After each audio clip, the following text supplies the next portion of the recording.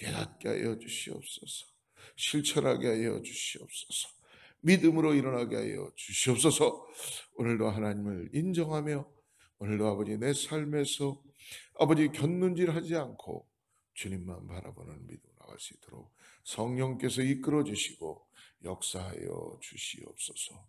예수님의 이름으로 간절히 기도드립니다. 오늘 사무엘상 26장 1절에서 12절까지만 같이 말씀을 묵상합니다. 사무엘상 26장 1절에서 12절까지 말씀을 같이 하나님 말씀 묵상합니다. 같이 합독하겠습니다. 10사람이 기브아에 와서 사울에게 말하여 이르되 다윗이 광야 앞 하길라 산에 숨지 아니하였나이까 하매 사울이 일어나 10광야에서 다윗을 찾으려고 이스라엘에서 택한 사람 3,000명과 함께 10광야로 내려가서 사울이 광야 앞 하길라 산 길가에 진치니라. 다윗이 광야에 있더니 사울이 자기를 따라 광야로 들어옴을 알고 이에 다윗이 정탐꾼을 보내어 사울이 과연 이른 줄 알고 다윗이 일어나 사울이 진친 곳에 이르러 사울과 넬의 아들 군사령관 아브넬이 머무는 곳을 본즉 사울이 진영 가운데 누웠고 백성은 그로 둘로 진쳤더라. 이에 다윗이 햇사람 아히멜렉과 수르야의 아들 요압의 아우 아비새에게 물어 이르되 누가 나와 더불어 진영에 내려가서 사울에게 이르겠느냐 하니 아비새가 이르되 내가 함께 가겠나이다. 다윗과 아비새가 밤에 그 백성에게 나아가 본즉 사울이 진영 가운데 누워 자고 창은 머리곁 땅에 꽂혀 있고 아브넬과 백성들은 그를 둘러 누웠는지라. 아비새가 다윗에게 이르되 하나님이 오늘 당신의 원수를 당신의 손에 넘기셨나이다. 그러므로 청하오니 내가 창으로 그를 찔러서 단번에 땅에 꽂게 하소서. 내가 그를 2번 찌를 것이 없으리이다 하니 다윗이 아비새에게 이르되 죽이지 말라. 누구든지 손을 들어 여호와의 기름 부음 받은 자를 치면 죄가 없겠느냐 하고 다윗이 또 이르되 여호와께서 살아계심을 두고 맹세하노니 여호와께서 그를 치시리니 혹은 죽을 날이 이르거나 또는 전장에 나가서 망하리라. 내가 손을 들어 여호와의 기름 부음 받은 자를 치는 것을 여호와께서 금하시나니 너는 그의 머리 곁에 있는 창과 물병만 가지고 가자 하고 다윗이 사울의 머리 곁에서 창과 물병을 가지고 떠나가되 아무도 보거나 눈치채지 못하고 깨어있는 사람도 없었으니 이는 여호와께서 그들을 깊이 잠들게 하셨으므로 그들이 다 잠들어 있었기 때문이었더라. 아멘. 오늘 여호와만을 의지하는 우리 모두가 되기를 주님으로 축복합니다.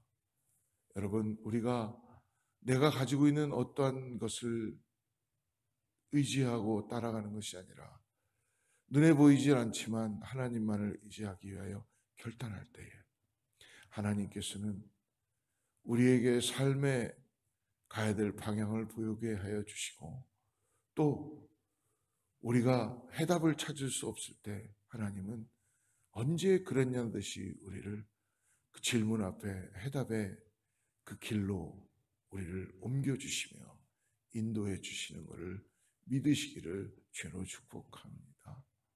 그렇기 때문에 우리의 삶에서 오늘 하나님을 내가 알기를 원합니다 라는 이러한 고백을 드려야 될 줄 믿습니다.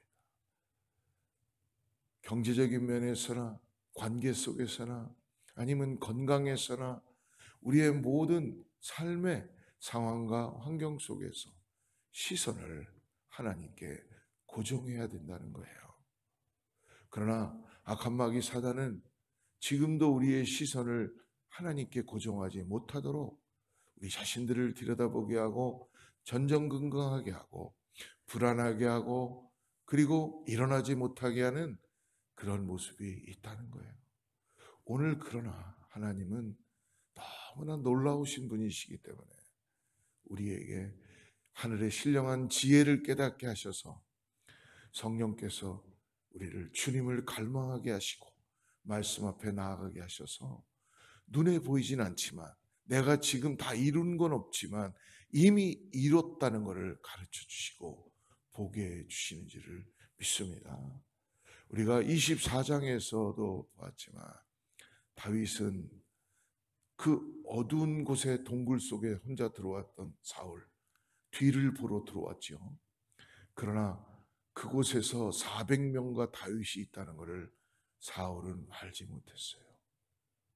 그 컴컴한 곳에서 그 다윗은 사울이 들어온 것을 보게 되므로 결국 부하들이 그를 죽이자고 이것이 하나님께서 주시는 기회입니다 라고까지도 이야기했어요.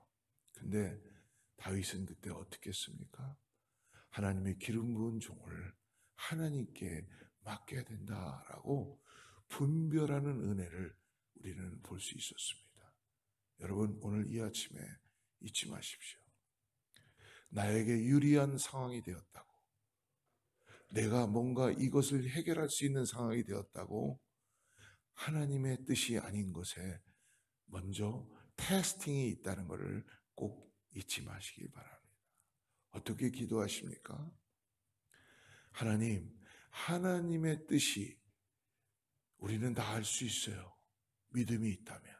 그런데 나에게 유리한 상황이 벌어진 것은 하나님의 다 뜻이 아니라는 것입니다.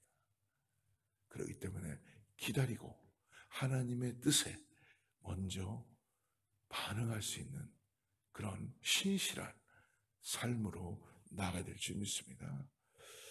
다윗은 사울을 기습하여 포복할 수 있지만 그의 옷자락만 베고 그리고 동굴 밖으로 나가는 사울을 향하여서 외치죠.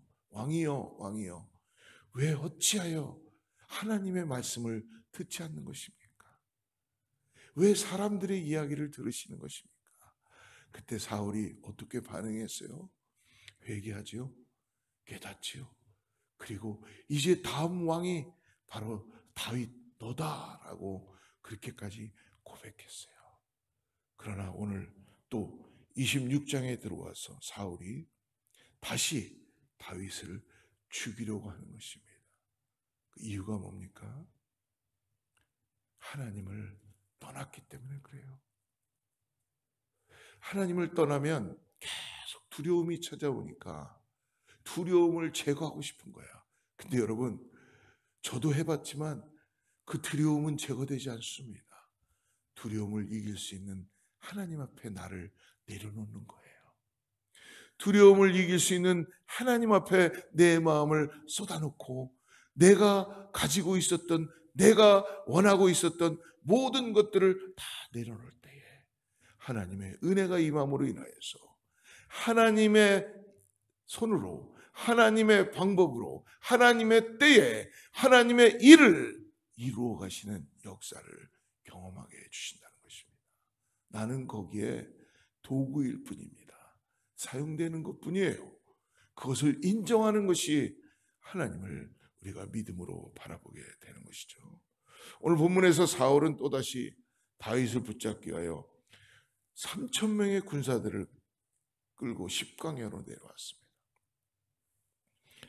다윗이 이미 엔게디에서 사울의 생명을 해치지 않고 보내 주었음에도 불구하고 사울은 또 잊어먹은 거예요. 3,000명의 군사를 끌고 다윗 하나를 잡기 위하여서. 여러분, 사람이 많다고 어떤 일들이 이루어지는 것이 아닙니다. 오늘 사울이 다윗을 죽이러 십광야까지 3,000명의 군사를 거느리고 왔습니다. 다윗을 잡기 위하여 먼 거리를 온 탓에 이들은 지금 피곤하고 탈진되어서 그러니까 깨어있지 못하는 거죠.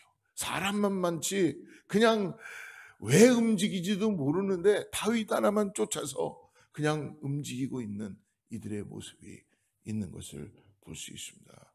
그러므로 모든 군사들과 사울도 경계하지 않고 깊은 잠에 빠져버렸어요. 근데 오늘 12절 마지막에 보니까 이는 여호와께서 그들을 깊이 잠들게 하셨으므로 그들이 다 잠들어 있었기 때문이다. 하나님이 처음부터 시작하시고 역사하는 것을 보게 해주십니다. 이때 다윗과 그리고 다윗에 같이 있었던 부하 아비새는 사울이 잠들어 있는 곳까지 손쉽게 침투합니다. 그리고 사울을 죽일 수 있는 상황이 또 눈앞에 놓여지게 되어 7절을 봅니다. 다윗과 아비새가 밤에 그 백성에게 나아가 본즉 사울이 진영 가운데 누워 자고 창은 머리곁 땅에 꽂혀 있고 아브넬과 백성들은 그를 둘러 누웠는지라. 다윗을 죽이러 온 사울이 지금 어떻게 됩니까? 오히려 죽을 위기에 놓여져 있다는 거야. 여러분, 이런 상황 여러분 경험해 보셨나요? 내가 다 가진 것 같아요. 내가 다 이긴 것 같아요. 근데 여러분, 하나님의 스토리는 내가 이긴 게 아니고 내가 죽을 위기에 놓여 있다는 것을 깨닫는 자가 은혜인 줄을 믿습니다. 근데 사울은 끝까지 그걸 못 깨닫는 거예요. 왜 못 깨닫습니까? 하나님의 성령이 떠나갔기 때문에. 돌이키지 못하는 거예요.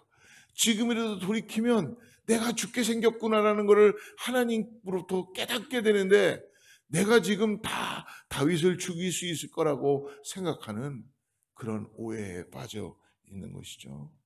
8절에서 아비새는 자신이 단번에 사울을 죽일 수 있도록 지금 기회를 달라고 합니다. 내가 두 번도 찌르지 않고 한 번에 죽일 수 있습니다.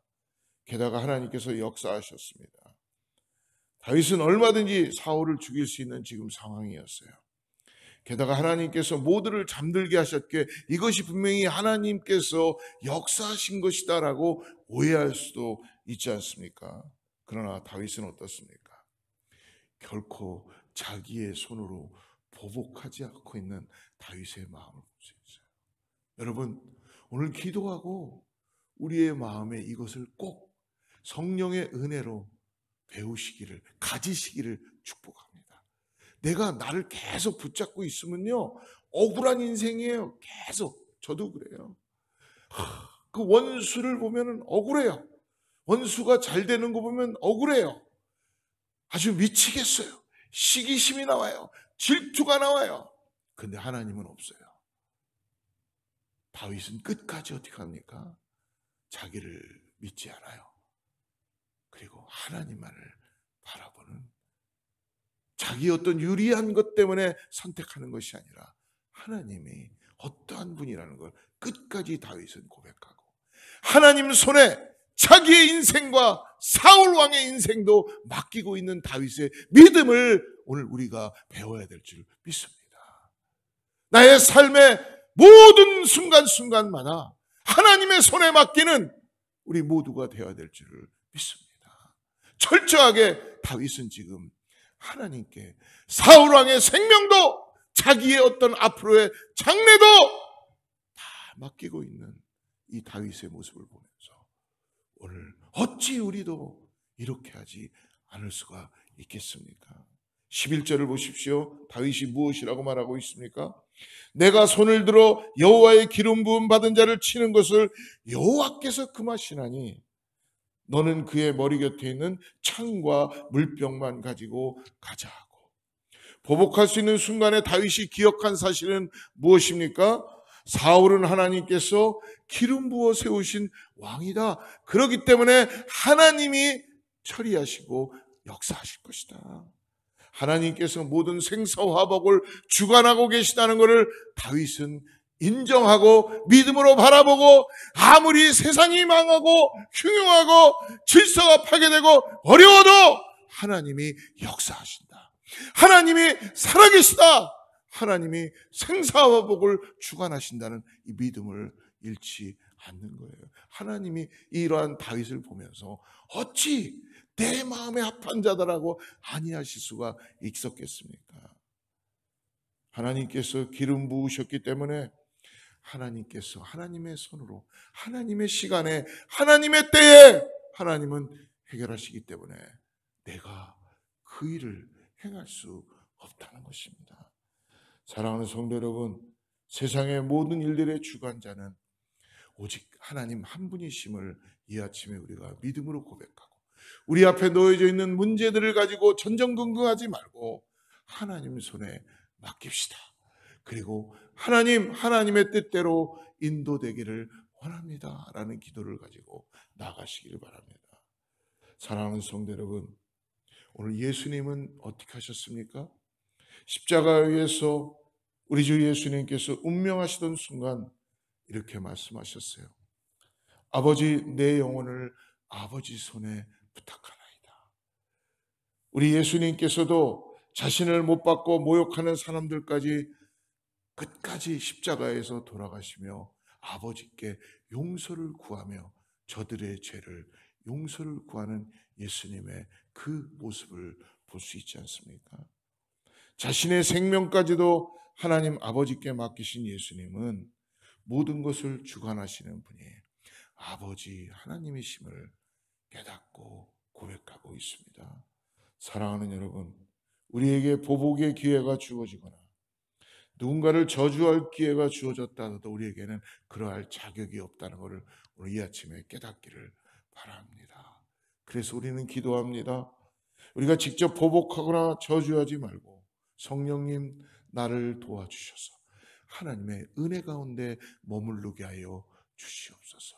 내 안에 원수를 통하여 시기와 질투와 보복하고자 하는 마음이 차 있을 때마다 우리는 잃어버리는 것이 한 가지 있는데 하나님의 은혜를 잃어버리는 거예요. 평강을 잃어버리게 된다는 것을 오늘 이 아침에 꼭 잊지 마시기를 바랍니다. 그러므로 원수 갚는 일은 우리에게 있는 것이 아니라 하나님께 있으므로 우리는 하나님의 진노하심과 심판에 맡기는 것입니다. 그리고 하나님의 나라를 사모하며 오늘도 믿음과 사랑으로 하나님을 경험하고 내 삶에 하나님만을 의지하며 예수 그리스도의 구원하심에 감사하고 오늘도 나에게 주시는 은혜를 통하여서 평강의 그런 삶으로 나아가는 우리 모두가 되기를 주로 축복합니다. 이 평강은요, 아무도 뺏을 수 없는 거예요. 세상이 줄 수 없는 평강이에요. 돈으로 살 수 없는 평강이에요. 하늘로부터 내려오는 내 심령 가운데 하늘로부터 내려오는 평화로다. 할렐루야! 이 평강이 오늘 우리 모두에게 하나님은 결코 어느 누구에게만 주는 것이 아니라 하나님을 찾고 하나님을 바라보고 여호와 하나님의 살아계심을 인정하고 나가는 모든 하나님의 백성들에게 하나님은 심령을 통해서 하나님의 은혜를 부어주시고 이 땅을 살아가는데 하늘의 신령한 평강을 통하여 나아가게 하는 것을 믿음으로 바라보고 나가는 우리 모두가 되기를 죄로 축복합니다. 기도하겠습니다. 하나님 아버지 감사합니다. 오늘 우리의 길을 인정하고 하나님께서 인도하시는 형통의 길로 나아갑니다. 평강의 길로 나아갑니다. 내 삶의 주인이 하나님이심을 기억하게 하여 주셔서 내가 시선을 오늘도 여호와 하나님께 고정하게 하여 주시고 원수 갚는 일을 아버지 내 손에 하는 것이 아니라 하나님께 맡길 수 있는 은혜를 허락하여 주셔서 나에게 주시는 은혜와 사랑을 평강을 아버지 주님께서 주시는 그 놀라운 은혜를 깨닫고 오늘 하루도 믿음으로 나아가는 귀한 사랑하는 성도님들 다 될 수 있도록 함께하여 주시옵소서.